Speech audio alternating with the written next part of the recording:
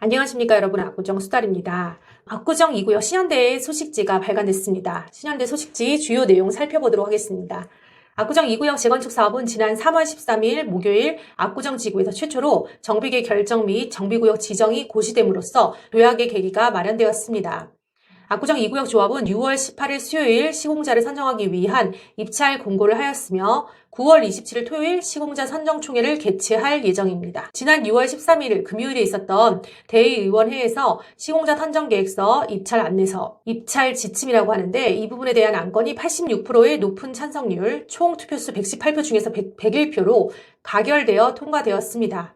대의원회에서 통과된 입찰 지침에는 대안설계, 금융조건, 마감재 수준 등과 관련하여 지금까지 재건축 사업에서 유례를 찾아볼 수 없을 정도로 신통기획에 따른 신속한 인허가를 지향하고 조합원들에게 가장 유익한 방향의 금융 제안을 유도하며 고품격 주거단지의 새로운 패러다임을 제시하기 위한 내용들을 담았습니다. 압구정 2구역 시공자로 선정되기 위해 국내 최고의 두 건설사가 활발한 홍보 활동을 하고 있는데 입찰 공고가 나간 지 이틀 후인 6월 20일 S사가 갑자기 입찰에 참여하지 않겠다고 선언함으로써 조합원들께 큰 아쉬움을 남겼으며 조합으로서도 매우 유감스럽게 생각합니다. 이번 소식지에서는 조합원들께서 지난 몇 달간 궁금해하셨던 내용들 그리고 앞으로 진행될 내용을 Q&A 형식으로 상세히 설명드리고자 합니다. 조합은 시공자 경쟁 입찰이 사실상 무산된 점에 대해서 유감이지만 그렇다 하더라도 시공사들의 꼼수를 사전에 예방하고 출혈 경쟁을 유도하는 입찰 지침, 모 언론사 표현에 의하면 철벽 지침이 계속 유효한 이상 훌륭한 입찰 제안서를 받을 것으로 예상하며 이를 통해 압구정 지역 재건축의 새 역사를 계속 써 나갈 수 있도록 혼신의 노력을 다할 것을 약속드립니다. 조합원님들과 가족들 모두 건강하시고 늘 행복하시기를 기원합니다. 감사합니다. 조합장 정수진 올림. 소식지에 실린 조합원 Q&A 살펴보도록 하겠습니다. 지난번에 다뤘던 내용들을 제외한 나머지 부분도 한번 살펴보겠습니다. 5번째 질문, 조합의 입찰 지침 중 사업비 조달 기준에서 입찰자는 직접 대여, 입찰자 지급 보증 대출 또는 허그 보증 대출 이외에 기타 금융기법을 활용한 제한을 할 수 없다라고 명기했는데 기타 금융기법을 활용한 제한을 금지한 이유는 무엇인가요? 시공자들은 각자의 신용등급을 바탕으로 회사채나 ABS, 자산 유동화 증권 발행 등 다양한 방법으로 자금 조달을 자유롭게 할 수 있을 것이나 확보한 자금을 압구정 2구역 재건축 사업을 위해 조합에 어떤 형태로 빌려주는지는 전혀 다른 차원의 문제입니다. 사업비, 이주비, 조합원 분담금 등의 자금 집행이 실행되는 시기에서 이주, 공사 완공, 기타 모든 절차가 끝나고 조합이 해산되는 기나긴 기간 동안 일관되고 지속 가능하며 예측 가능한 조합의 자금 조달은 필수입니다. 1번, 회사채나 ABS 발행 등의 금융기법은 금융권 대출보다 위험도가 높을 수 있고 조합의 청산까지 자금이 필요한 기간을 정확히 확정할 수 없는 재건축의 특성상 회사채, ABS 등 발행 시점에 만기가 확정되는 상품은 향후 예측 불가능한 리파이낸스 위험에 노출됩니다. 이에 비해 금융권 대출의 경우 상대적으로 금리가 안정적이고 금융감독기관의 통제를 받기에 신뢰성과 안정성이 높습니다. 회사채나 ABS 발행 등의 방식은 조합이 직접 발행하지 않더라도 조합이 간접적인 채무 책임을 부담할 수 있는데 추후 재건축 사업이 지연되거나 수익성이 악화될 경우 ABS 최종 투자자들이 디폴트로 간주, 중도 상환을 요구할 수 있는 등 조합원에게 대규모 손실이 전가될 위험성도 있습니다. ABS 발행 등은 금융권 대출에 비해 구조가 복잡하고 불투명할 수 있으며 이를 조합원들이 이해하고 판단하기가 쉽지 않습니다. 국토교통부나 서울시는 재건축 사업에서 조합이 과도한 채무를 지는 것을 지양하도록 지침을 주고 있으며 공공성 확보와 사업 투명성 강화를 위해 금융기관 이용을 제도권 내에서 제한하는 것이 일반적입니다. 고위험금의 기타 금융기법을 활용할 경우 추후 금융비용 증가, 이자 부담 가중, 사업성 악화로 연결될 수 있으며 이는 조합 내부 분쟁, 조합원 간의 소송, 시공자와의 갈등까지 확산되어 사업 지연의 원인이 될 수 있습니다. 조합은 이러한 점을 감안하여 회사채 등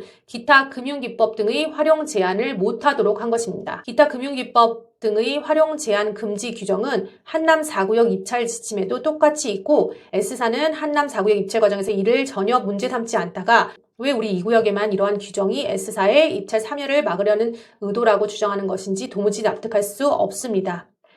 한남 4구역은 사업비 조달 시 직접 대여 또는 제1금융권 조달을 확약하게 하도록 하였습니다. 이에 비해 압구정 2구역 조합은 제1, 제2 제한하지 않고 금융권 조달만 확약하면 되도록 그 범위를 확대하였습니다. 자, 매번 하는 질문이었죠.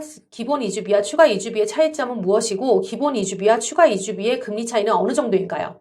기본 이주비 대출이란 우리 조합원들이 각자의 아파트를 담보로 1가구 1주택 기준 LTV 50%, 조합이 선정한 금융기관으로부터 대출을 받는 집단 담보 대출을 말합니다. 따라서 기본 이주비 대출은 금융기관과 조합원 간의 대출 거래 형식으로 진행되기 때문에 기본 이주비의 금리는 경쟁 금융기관들이 제시한 금리를 중 최저금리, 시중은행 최저대출금리로 결정되는 것이지 시공자들이 제한할 수 있는 금리가 아닙니다. 추가 이주비 대출이란 시공자들의 지급보증으로 금융기관이 조합의 사업비로 빌려주는 금액을 재원으로 조합이 기본 이주비로는 부족한 조합원들에게 그 부족분 상당의 이주비를 더 빌려주는 대출을 말합니다. 이미 아파트 담보대출을 너무 많이 받아서 기본 이주비로는 이사가 불가능한 조합원들이 주로 추가 이주비 대출을 사용하게 됩니다. 이와 같이 추가 이주비는 시공자가 지급보증을 하고 금융기관이 조합에 대여해주는 것이기 때문에 추가 이주비 금리는 기본 이주비 금리에 비해 연 1, 2포인트 정도 높은 것이 일반적입니다. 조합이 조사해 본 결과 아래와 같이 추가 이주비 금리가 기본 이주비 금리보다 낮은 사례는 단 한 건도 확인되지 않았습니다. 조합이 입찰 지침에서 추가 이주비 금리 제한을 별도로 하지 못하게 했다던데 어떻게 된 것일까요? 기본 이주비 이자는 시중은행 최저 대출금리 수준으로 결정되는 것인데 조합 입찰 지침에서 추가 이주비 금리를 기본 이주비 금리와 동일하게 적용하게끔 규정하였습니다. 이렇게 하면 시공자는 추가 이주비 금리를 시중은행 최저 대출금리, 기본 이주비 금리 수준으로 무조건 맞춰서 가져와야만 하고 시공자가 그보다 높은 금리로 자금 조달을 하게 될 경우 그 금리 차이만큼의 금액은 시공자가 부담하도록 금융 조건을 설계한 것입니다. 다시 말해 우리 조합은 조합원님들의 이주비 대출 이자 부담을 최소화시키기 위해 시공자들에게 추가 이주비 금리를 기본 이주비 금리와 동일하게 가져와야만 한다는 조건을 입찰 지침에 포함시킨 겁니다. 이를 통해 절감되는 이자 비용은 조합원별 개별 대출 금액에 따라 상이할 것이나 다른 통상의 조합처럼 기본 이주비와 추가 이주비의 금리 차이가 연 1%포인트라고 가정하고 이주부터 재입주까지 7년이라고 예상하면 추가 이주비로 30억을 대출받은 조합원의 경우 총 2억 1천만 원, 30억 곱하기 연 1% 곱하기 7년의 이자 비용을 절감할 수 있을 것으로 예상됩니다. S사는 조합이 추가 이주비 금리 제한을 못하게 함으로써 S사가 더 낮은 금리를 가져오는 것을 막고 있다라고 홍보하였으나 도시정비법 시행령 제96조 2 제1항 제2호에 추가 이주비 대여 금리를 시중은행 최저 대출금리보다 더 낮게 제한할 수 없도록 규정하고 있으므로 원천적으로 불가능한 것을 할 수 있다고 주장한 S사의 홍보는 완전히 허위입니다. 관련하여 S사는 정비사업 계약 업무 처리 기준 제30조 3항에 의거 금융기관 조달 금리 수준으로 추가 이주비 대여 제한을 할 수 있으니 기본 이주비 금리보다 더 낮은 추가 이주비 금리 제한이 가능하다는 주장도 하였습니다. 그러나 정비사업 계약 업무 처리 기준 국토교통부 고시 제30조 제3항 종전의 재건축 사업에서 추가 이주비 대여 제한 자체가 금지되다가 그 금지가 해제되면서 뒤늦게 도입된 조항으로서 상위법령 도정법 시행령에 반하는 해석이 허용되지 아니하는 법리에 비추어 금융기관 조달금리 수준을 시중은행 최저 대출금리보다 더 낮은 금리 수준으로 해석할 여지는 없다고 보아야 합니다. 그러므로 S사의 위 주장 역시 잘못된 것입니다. 기본 이주비 대출을 의도적으로 받지 않고 추가 이주비 대출만 받는 것이 가능할까요? 조합원이 법인인 경우거나 개인의 기존 채무가 너무 많아서 근저당 설정이 과도하게 되어 있어서 기본 이주비 대출을 못 받는 등 아주 예외적인 경우에는 기본 이주비를 받지 않고 추가 이주비 대출만 받을 수는 있으나 일반적인 경우에는 기본 이주비 대출을 의도적으로 받지 않고 추가 이주비 대출만 받을 수 없습니다. 예를 들어 과천 8, 9단지 조합 DH 르블리스에 문의한 결과 경기도 과천 지역이라 1가구 1주택 기본 이주비 LTV 60%, 추가 이주비 40%, 전체 이주비의 LTV 한도는 100%였고 조합에서 이주비 수요 조사를 했는데 개인 채무 과다로 근저당 설정이 너무 많이 되어 있어 기본 이주비 대출을 못 받는 분들이 간혹 있어서 그런 분들을 위해 기본 이주비 없이 LTV 100% 이내에서 추가 이주비를 받을 수 있도록 특별히 배려해 준 것이며 추가 이주비 금리가 기본 이주비 금리보다 1, 2% 정도 높은데 일반 조합원이 기본 이주비 대출을 의도적으로 받지 않고 추가 이주비만 LTV 100%로 받아가는 경우는 없다고 합니다. 조합 입찰 지침 중에서 평형별 세대수도 대안 설계에서 변경하여 제한할 수 없나요? 향후 4차 조합원 설문조사를 할 때 그 당시에 계략적인 추정 분담금을 알려드리면서 조합원님들의 희망 평형 조사를 다시 실시할 예정입니다. 그리고 그 설문조사 결과를 설계에 반영시킬 예정입니다. 따라서 정비계획 고시 때 발표된 도면상의 평형별 세대수는 고정 불변의 것이 아닙니다.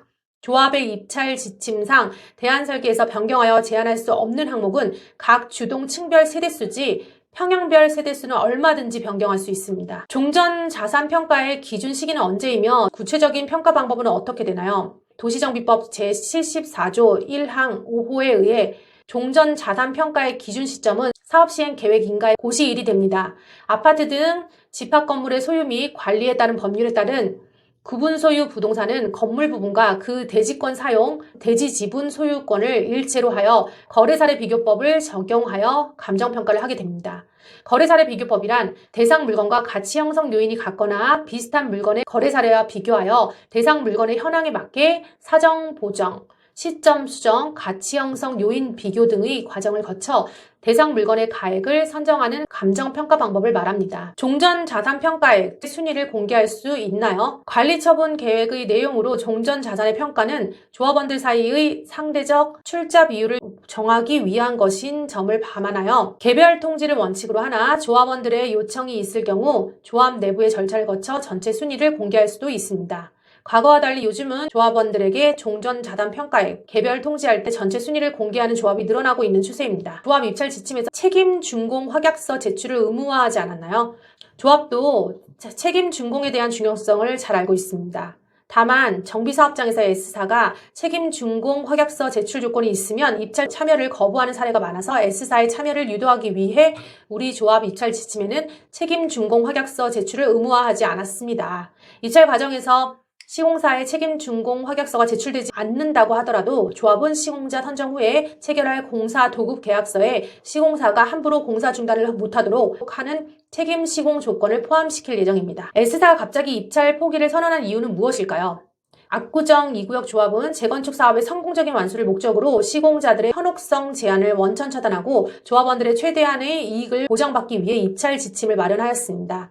그러나 그 과정에서 최근 몇 주 동안 S라운지 설명회를 통해 조합의 입찰 지침이 자신의 장점인 대안 설계 및 금융 조건을 제한하지 못하도록 하여 조합원들이 피해를 입게 만든다며 대의원회에서 입찰 지침서를 부결 또는 수정 가결해달라고 조합원들을 부추겼습니다. 그러나 S라운지 설명회에 참석하신 조합원님들의 전원과 조합 밴드에서 벌어진 토론을 통해 S사의 주장이 허위임이 밝혀져 공감을 얻지 못하였고 대의원회에서 86% 찬성이라는 압도적인 지지로 입찰 지침이 통과되자 S사는 수주 가능성이 매우 낮다고 판단한 것으로 추측됩니다. 시공자들이 수주를 하기 위해 투입하는 비용 부담뿐만 아니라 입찰 지침을 준수하면서 경쟁 회사보다 더 좋은 내용의 입찰 제안을 하려면 많은 손실을 감내해야 하기 때문에 S사는 이 정도 수준에서 손절하는 게 낫겠다는 경영 판단으로 입찰 포기를 결정하게 된 것으로 추측됩니다. S사의 입찰 포기가 이례적인 입찰 지침 때문이라고 하던데 조합의 입장은 어떠한가요?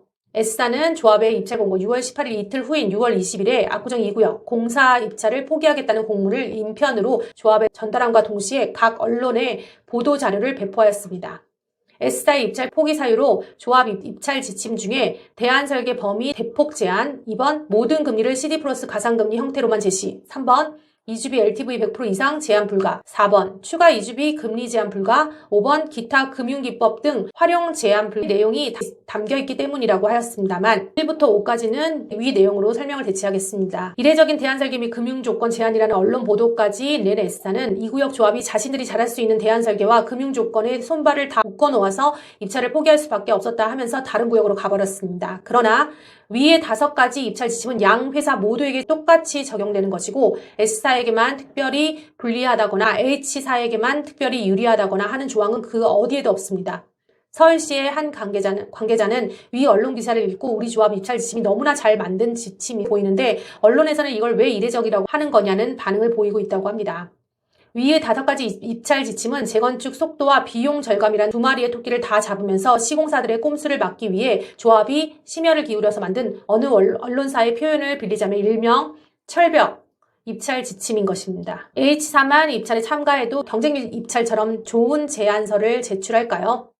입찰에 참여하고자 하는 시공자들은 8월 11일까지 입찰 보증금 1,000억 원 납부와 함께 입찰 제안서를 제출하였습니다. H사가 단독으로 제출한 입찰 제안서는 비공개 상태로 조합 금고에 보관하게 되며 2차 입찰도 유찰이 되어 H사가 우선 협상 대상자로 지정되는 시점 혹은 가능성 매우 낮지만 2차 입찰에서 경쟁 입찰이 된다면 2차 입찰 마감 이후 시점에 H사의 입찰 제안서가 공개됩니다. 조합원님들 중에는 경쟁이 무산되어 단독 입찰이 유력한 H사가 성의 없는 입찰 조건을 제시하는 게 아닐까 우려하는 분들도 간혹 계시는데 어느 언론에서 이른바 철벽 지침으로 평가하고 있는 조합의 입찰 지침이 계속 유효한 만큼 H사는 단독 입찰이더라도 조합과 조합원들께 매우 흡족해 하실 만큼 탁월한 입찰 제안서를 제출할 것으로 예상됩니다. 우리 압구정 2구역은 압구정의 확실한 선두주자이기 때문에 더욱더 신경을 쓸 것입니다. 단독 입찰일 경우 향후 시공자 선정 일정은 어떻게 달라지나요? 향후 시공자 선정 일정에 관하여 두 가지 경우를 상정하여 설명드리면 케이스 1, 8월 11일 월요일 1차 입찰 마감 때 H사의 단독 입찰로 유찰이 되면 다음 날인 8월 12일에 입찰 재공고를 합니다. 8월 20일 수요일 2차 현장 설명회 때 H사 한 개만 참석하면 유찰이 확정되고 바로 다음 날인 8월 21일 목요일 H사를 우선 협상 대상자로 지정할 수 있습니다. 이 경우 당초 예상대로 9월 27일 토요일 시공자 선정 총회 H사에 대한 찬반 투표를 개최할 수 있습니다. 케이스 2번, 8월 20일 수요일 2차 현장 설명회 때 H사 이외에 한 개 회사라도 더 참석하면 H사를 우선 협상 대상자로 지정하지 못하고 45일 후인 10월 10일 금요일 2차 입찰 마감을 해야 합니다. 이 경우 시공자 선정총회는 11월 22일 토요일에 개최할 예정입니다. 압구정 2구역 소식지 내용을 전달드리며 영상이 도움되셨다면 좋아요와 구독, 알림 설정 부탁드리고요. 다음 시간에도 좋은 정보로 찾아뵙겠습니다. 감사합니다.